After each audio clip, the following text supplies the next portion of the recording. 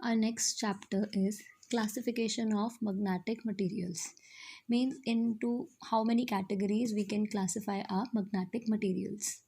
So before discussing about the classification of the magnetic materials, we have to discuss some important terms which we will use in the classification of the magnetic materials or which we will use in the response to the magnetic field.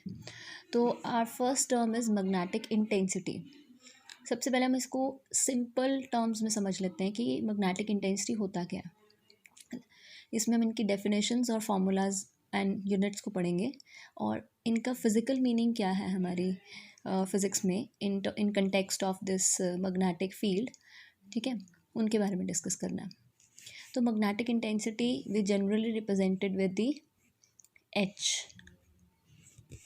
Okay, so suppose कर लो आपके पास and H magnetic intensity is a vector quantity. ठीक है, suppose कर लो आपके पास एक वैक्यूम है.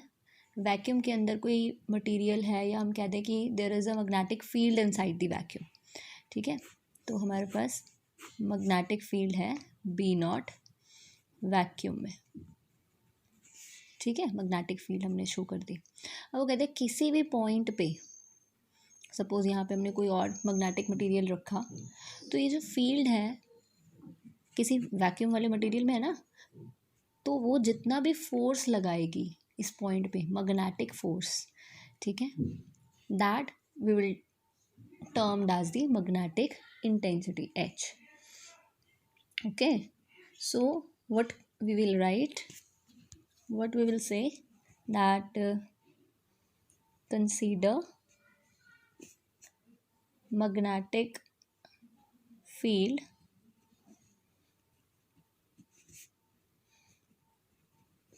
B naught inside the vacuum. So magnetic intensity is given by B naught upon mu naught. Means H is the ratio of B naught and mu naught. Means field, magnetic field जो है induction में बोलते हैं हम इसको, upon magnetic permeability.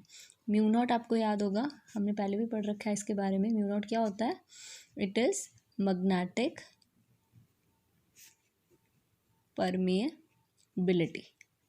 Obviously ये material की property है कि कितना इजीली वो अपने में से मैग्नेटिक फील्ड लाइंस को पास होने देती है. ये जो म्यू नॉट है आपको ये बताता है. और इसकी वैल्यू क्या होती है म्यू नॉट की, अगर आपको याद हो, 4 पाई इंटू 10⁻⁻⁷ टेस्ला मीटर पर अम्पियर. ये आप लोगों ने पहले फॉर्मूले से पढ़ रखा है, मैग्नेटिक फील्ड में हमने पढ़ रखा था फॉर्मूला, याद है ना. तो अगर मुझे एच की फाइंड करनी है डायमेंशंस या यूनिट, तो हम बी नॉट की क्या होती है, बी नॉट की क्या होगी टेस्ला, म्यू नॉट की क्या है टेस्ला मीटर पर अम्पियर. तो यहाँ से टेस्ला टेस्ला कैंसिल, ये हमारे पास एच की क्या आ गई अम्पियर पर मीटर. ओके जी, सो ये एच जो है आपका, ये इसको हम क्या बोलते हैं, अगर हमारे बी नॉट फील्ड में जो भी फोर्स लगता है वैक्यूम के अंदर, उसको हम मैग्नेटिक इंटेंसिटी बोलते हैं. ठीक है जी, क्लियर. नेक्स्ट टर्म है हमारी intensity of magnetisation.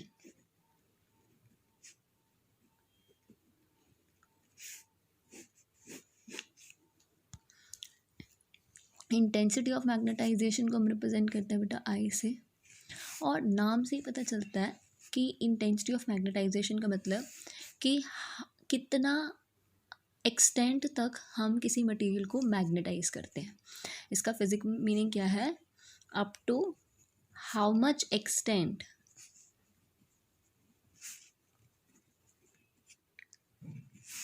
A material can B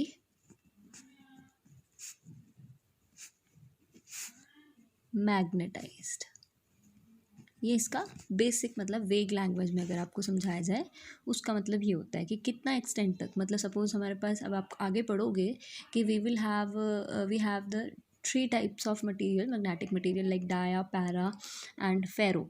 dia की मैग्नेटिक जो इंटेंसिटी है वो कम होती है, वो ज़्यादा मैग्नेटाइज नहीं होता है, जबकि पैरा और फेरो कंपैरेटिवली ज़्यादा स्ट्रॉन्ग है, फेरो उसमें सबसे ज़्यादा स्ट्रॉन्ग है। तो कितना कोई भी मटेरियल को हम मैग्नेटाइज कर सकते हैं, कितना स्ट्रॉन्गली हम उसको मैग्नेटाइज करते हैं, that is given by I.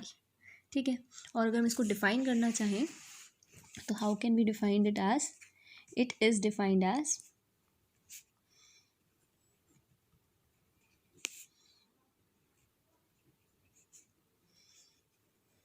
magnetic moment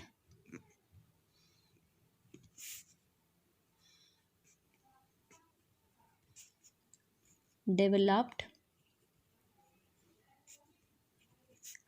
per unit volume when the specimen is placed in magnetic field।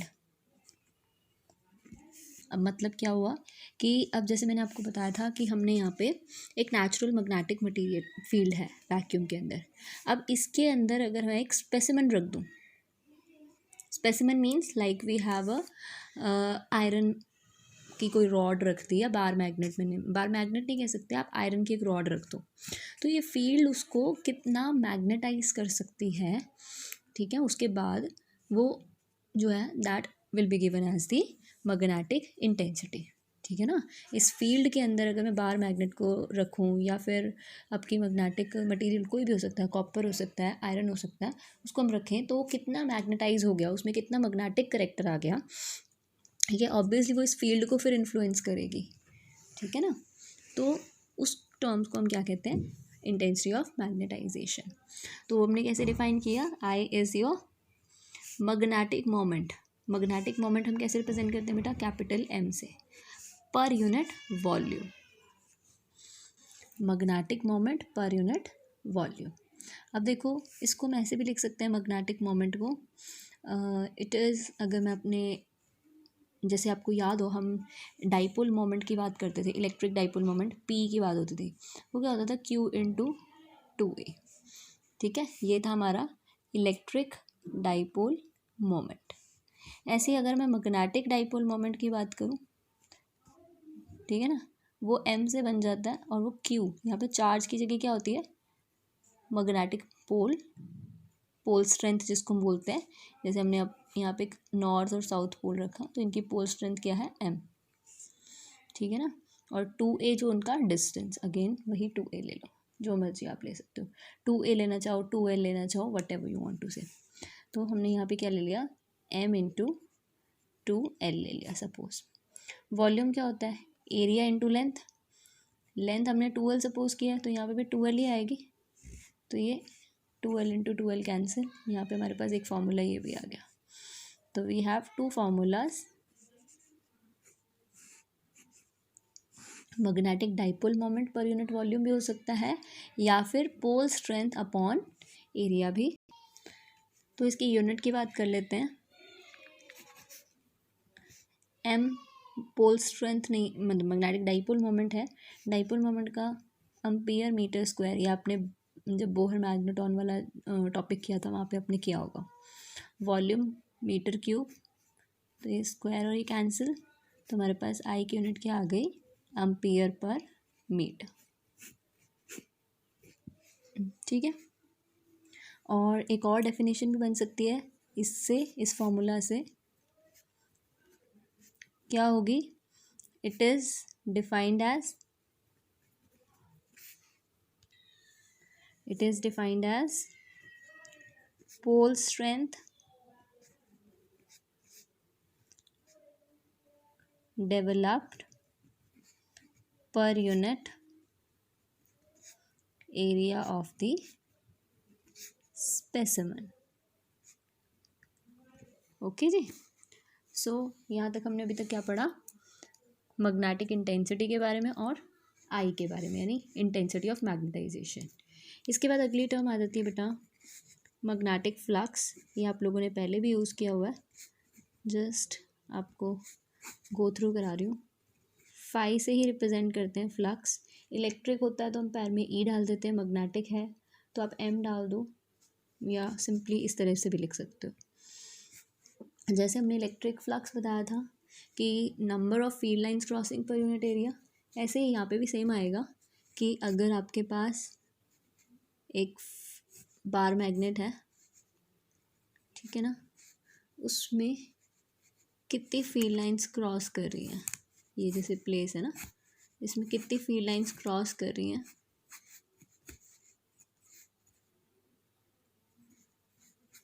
ठीक है, कितनी फील्ड लाइंस इसमें क्रॉस की हैं, तो वो आपको क्या बताएगा, मैग्नेटिक फ्लक्स।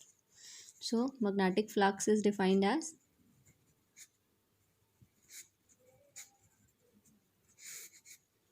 नंबर ऑफ, वहाँ पे फील्ड लाइंस थी इलेक्ट्रिक, यहाँ पे कौन सी होंगी, नंबर ऑफ फील्ड लाइंस कौन सी, magnetic, number of magnetic field lines crossing पर यूनिट एरिया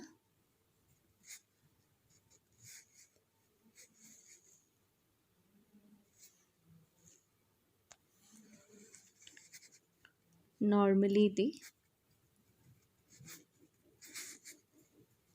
surface, ठीक है ना।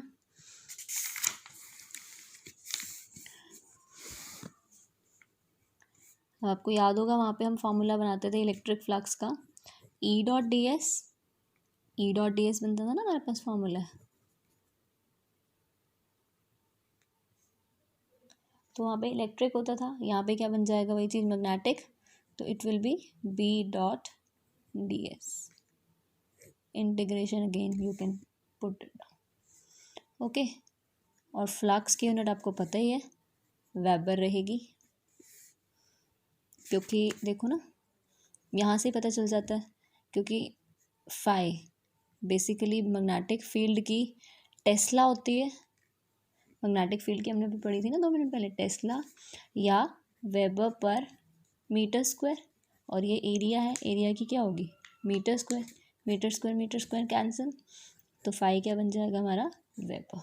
और इन टर्म्स ऑफ टेस्ला लिखना चाहो तो इसकी टेस्ला मीटर स्क्वायर, ठीक है जी। अगली टर्म हम डिफाइन करते हैं बेटा, मैग्नेटिक इंडक्शन। अब इसको थोड़ा सा डिटेल में समझाती हूँ आपको मैं होता क्या है। हाँ जी, तो मैं आपको कह रही थी इसके बारे में, मैग्नेटिक इंडक्शन के बारे में, इसको हम समझते हैं कि होता क्या है। ये टर्म हम बिल्कुल बी की तरह ही लिखते हैं, मैग्नेटिक इंडक्शन है बी ही, बट इसका मीनिंग थोड़ा सा फ़र्क क्या है। 2 कंटेक्स्ट है हमारे पास, आपको याद होगा मैंने पहले जो रिप्रेजेंट किया था, एक बी नॉट रिप्रेजेंट किया था। बी नॉट क्या था कि जब फील्ड जो है वैक्यूम के अंदर है, सपोज जैसे अगर मैं आपको कहूँ कि हम एक कंसीडर करते हैं soft iron, consider a soft iron, bar या रॉड जो भी कहो, और सॉफ्ट आयरन आपको बता दूं मैं फेरोमैग्नेटिक मटेरियल होता है,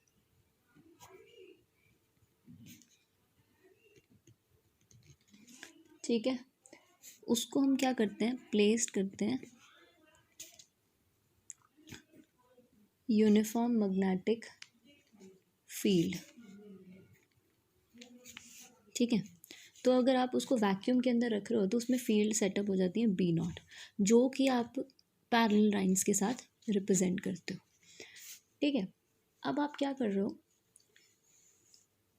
इसी आयरन को, फील्ड को, जब आप इसी फील्ड के अंदर आप सॉफ्ट आयरन की जगह क्या कर रहे हो, एक आयरन बार रख रहे हो, आयरन बार रख रहे हो, जो कि सॉफ्ट आयरन नहीं है, सिंपल दूसरा आयरन होता है, आयरन की डिफरेंट डिफरेंट टाइप्स हैं।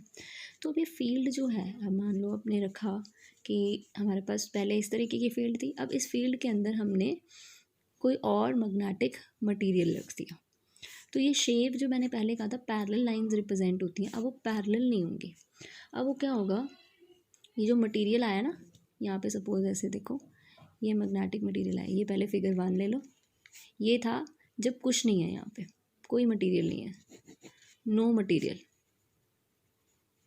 ठीक है। अब आपने ये मटेरियल रख दिया, तो क्या होगी, ये फील्ड लाइन जो है, अब ये मटेरियल जो है आयरन इस फील्ड के अंदर आया, इस फील्ड के अंदर जब एंटर करता है, ये अपने आप को भी मैग्नेटाइज करेगा, तो क्या होगा, फील्ड स्ट्रेंथ इंक्रीज हो जाएगी ना, इसकी भी मैग्नेटिक फील्ड भी है, प्लस ये खुद भी मैग्नेटाइज हुआ। समझ रहे हो मेरी बात? इसको हम दोबारा से मैं आपको समझाती हूँ। जैसे कि हम एक सिंपल सा छोटा सा एग्जांपल लेते हैं। सपोज कर लो कि हम हमारी कंपनी की बात करते हैं, company in the sense good company bad company, कि हमारे पास दो बच्चे हैं, दो स्टूडेंट्स हैं, ए एंड बी, ठीक है। ये जो है गुड स्टूडेंट्स कह सकते हैं कि पढ़ने में तेज़ है, और ये बुरा है, ठीक है। बुरा नहीं कह सकते, थोड़ा शरारती है, नॉटी, ठीक है ना। तो अब इस सी जो एक मटेरियल है, अननोन, कोई और न्यू स्टूडेंट हमारे स्कूल में एंटर करता है, ठीक है। तो मान लो वो इसकी कंपनी में जाता है, ठीक है। तो ये क्या था, पहले एक मैग्नेटिक फील्ड है इसकी, और ये जो है एक और material which is going to be magnetized, ठीक है ना। तो मैग्नेटाइज होने वाला है ये खुद भी, सी इसकी कंपनी में आया, तो ये भी क्या करता है, इसने भी इसकी अच्छी कंपनी में आके क्या किया, अपनी स्टडी इन्हांस करने की। अब क्या होगा, ए और सी को आपस से बेनिफिट मिलना है ना, तो जो प्रॉब्लम ए को आएगी वो सी से बेनिफिट ले सकता है, सी को जो प्रॉब्लम आएगी वो ए से बेनिफिट। तो इनकी मैग्नेटिक फील्ड क्या हो गई, इंक्रीज, और इसकी कंपनी की वजह से वो मैग्नेटाइज हुआ अच्छी में। अगर यही जो सी है वो इसकी कंपनी में जाता तो क्या होना था, इसने नॉटी वाली जो फील्ड थी वो इंक्रीज होनी थी। समझ रहे हो आपको? ठीक है ना। मैग्नेटिक इंडक्शन का मतलब क्या है बेसिकली, कि वी हैव अ फील्ड, हमारे पास एक फील्ड पहले से थी बी नॉट, अब इस फील्ड के अंदर हमारा कोई मटेरियल जाने वाला है, ठीक है।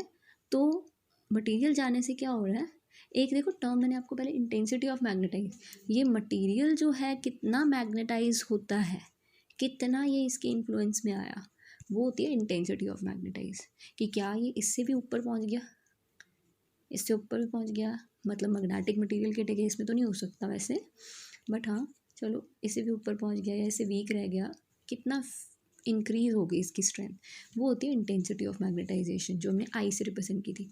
फील्ड को क्या फ़ायदा हुआ, भी पहले जो फील्ड बी नॉट थी, अब उसकी स्ट्रेंथ में जितना भी इंक्रीज हुआ वो हम बताएंगे मैग्नेटिक इंडक्शन से। ठीक है जी, समझ आया आपको बात? तो ये इसके बारे में था। तो हम इसको कैसे डिफाइन करेंगे,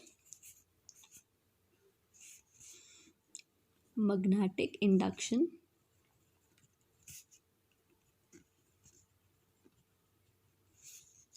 is defined as the number of field lines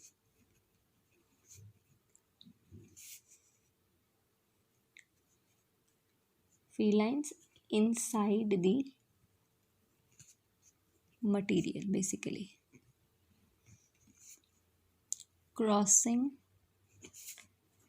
per unit area, normally through the magnetic substance। ठीक है। तो B is basically is the sum of, जो मैंने आपको पहले ही बताया था, बी नॉट क्या थी, जो आपकी मैग्नेटिक फील्ड वैक्यूम में, एंड सम किसका, and the magnetic field mu naught I. ये म्यू नॉट आई कैसे आया, आपको याद होगा हमने फॉर्मूला किया था, H is equals to B upon mu naught. तो यहाँ से हम बी क्या निकाला, म्यू नॉट एच और I is almost same thing होती है। ठीक है, ये वहाँ से कि कितना टाइम्स ये फील्ड प्रोड्यूस की, and the magnetic field mu naught I produced due to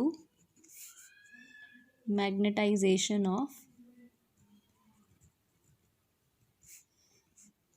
the substance। ठीक है, so we can write it over like B is equals to mu naught plus mu naught I। ये क्या है, mu naught H, ये देखो ना formula आपको बताया था, देखो जब वैक्यूम में है तो ये टर्म H होगी, और जब हमने कोई स्पेसिमेन रख दिया तो यही जो H है वो क्या बन जाती है, I बन जाती है। Terms are almost same. Mu naught constant बाहर निकाल दो,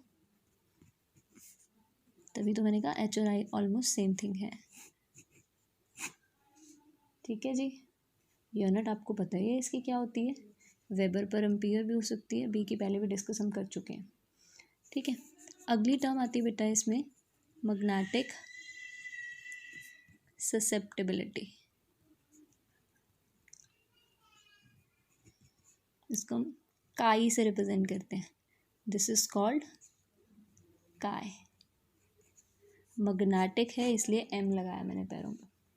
ठीक है, it is basically what, it is defined as the ratio of, ratio है ये किस किस की, इंटेंसिटी ऑफ मैग्नेटाइजेशन की, intensity of magnetization, intensity of magnetization आपको याद होगा मैंने किससे रिप्रेजेंट की थी, आई, एंड किसकी रेशियो है, to the magnetic intensity. Magnetic intensity देखो किसे रिप्रेजेंट कराया था, पहली दो टर्म्स हैं, intensity of magnetization I, magnetic intensity H. ठीक है, तो chi is basically it is the ratio of I upon H. I आपको पता ही है, आई और एच अभी हमने देखा ना दोनों की सेम यूनिट्स हैं, सेम ही होंगी ना, देखो आई और एच सेम होंगे ना, सेम आपको पता ही है, ये डायमेंशनल फार्मूला का रूल है कि same quantities can be added. H की भी आपने देखा हो, अगर आपको याद हो, हमारे पास बनी थी एम्पियर पर मीटर, ये यूनिट बनी थी, और मैंने आई की भी देखो कहाँ पे बनाई है, ampere per metre, same dimension है। तो अगर दोनों की डायमेंशंस और यूनिट सेम है तो chi will be have ampere per meter cancel, so it will have no units. ठीक है जी, अब इसका मतलब क्या है, बेसिकली काई का मतलब होता है it gives the measure of its aptness to acquire the magnetism. मतलब क्या हुआ, मतलब क्या है इसका, ये एक बेसिकली एक कांस्टेंट नंबर है, इसका नंबर देखते हुए आप बता दोगे कि मैग्नेटिक की मटेरियल की टाइप कैसी होगी, किस टाइप का ये एक्वायर करेगा। मीन्स आप क्या कहोगे, it gives the measure to acquire the type of its magnetism। मतलब कि ये डायमैग्नेटिक होगा कि पैरा होगा या फेरो होगा, क्योंकि आप देखोगे कि जो फॉर डायमैग्नेटिक के लिए आप देखोगे काई जो होगा वो नेगेटिव होगा, वो आप आगे बढ़ोगे।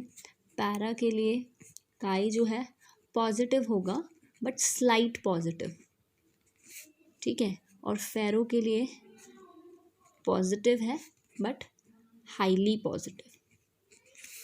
ठीक है, तो आप देखोगे इनकी वैल्यूज़ वगैरह। ठीक है, बाकी परमिएबिलिटी आप पढ़ चुके हो, नेक्स्ट टर्म है हमारी परमिएबिलिटी, ये बार बार हम पहले भी यूज़ कर रहे हैं, ये तो रिपीट हो गया आपका। परमिएबिलिटी कौन सी, मैग्नेटिक परमिएबिलिटी, किससे रिप्रेजेंट कर रहे हैं, म्यू से। ठीक है ना, ये आपको क्या बताता है कि हाउ ईजीली, अगर मैं सिंपल सेंटेंस में बोलूँ, how easily the substance can allow the field lines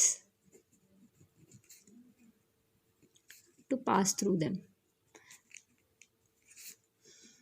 मतलब कि ये परमिएबिलिटी जो है, मैग्नेटिक परमिएबिलिटी कहें या इलेक्ट्रिक परमिटिविटी कहें, ये मटेरियल की प्रॉपर्टी होती है। जिस मीडियम में आपने, मटेरियल या मीडियम वटेवर मीडियम की प्रॉपर्टी है, जिस मीडियम के अंदर आपने स्पेसिमेन को रखा है हमारे, ठीक है, तो वो मीडियम अपने में से फील्ड लाइंस को क्रॉस होने देंगी या नहीं होने देंगी, कितना डिफ़िकल्टी है उस लेवल की, उसको हम रिप्रेजेंट करते हैं मैग्नेटिक परमिएबिलिटी से।